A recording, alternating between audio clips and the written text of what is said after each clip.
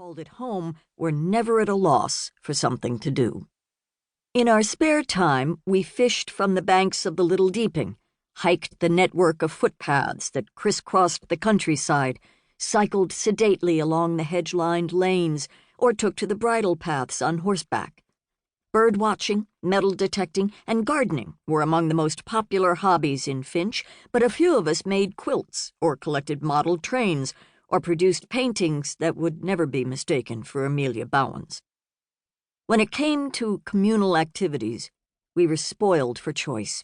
Art shows, flower shows, church fetes, and gymkhanas were but a few of the events that dotted the village calendar, and a plethora of committee meetings ensured that each event was well organized and well attended.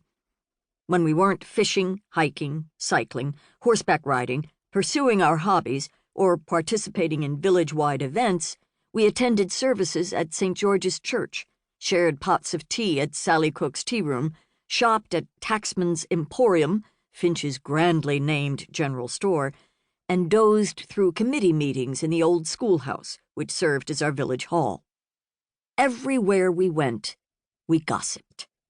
Gossip was a way of life in Finch, and though it could at times be moderately mean-spirited, it was never cruel.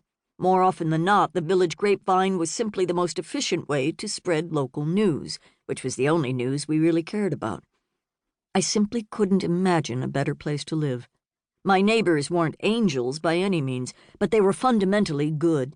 They'd welcomed Bill and me to their tight-knit community with open arms, and they'd opened them even wider to welcome our children. Will and Rob had the run of every cookie jar in Finch, and Bess was treated like everyone's favorite granddaughter. We could depend on our neighbors to come to our aid in any emergency, and they knew that they could always count on us. I even had a best friend living nearby. Like me, Emma Harris was an American, though, unlike me, she'd married an Englishman.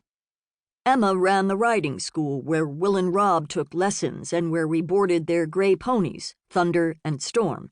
Even-tempered and rational, Emma was in many ways my polar opposite, but in our case, as in so many others, opposites attracted.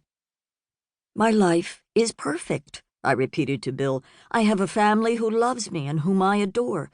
I live in a beautiful place among wonderful people. I'm valued at home and in my community, and my best friend lives 5 minutes away. I have no reason, and certainly no right, to complain about anything." "But," Bill coaxed. "But instead of looking forward to making 4 dozen butterscotch brownies for the bake sale on Saturday, I feel like a prisoner who's been sentenced to 4 dozen years of hard labor," I said, still gazing dully at the ceiling. "I don't know why.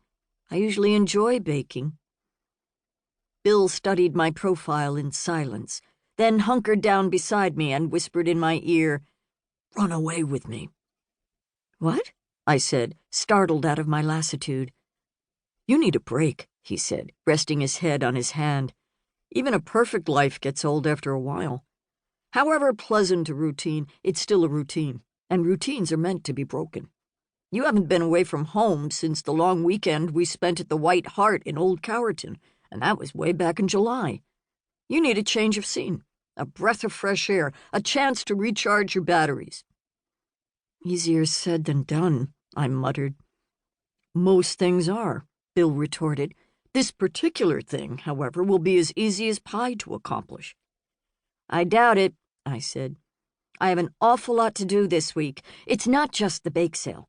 I have to repaint the palm trees for the nativity play, bottle jam with Emma, distribute books and magazines at the hospital, sort donations at the thrift shop, and that's on top of everything I have to do at home." "There isn't much empty space in my date book either," Bill said. "But if I can make room in it for a romantic getaway, so can you." He brushed a tousled curl back from my forehead. "I'm not taking no for an answer, Laurie." "Apparently not." I rolled over to face him.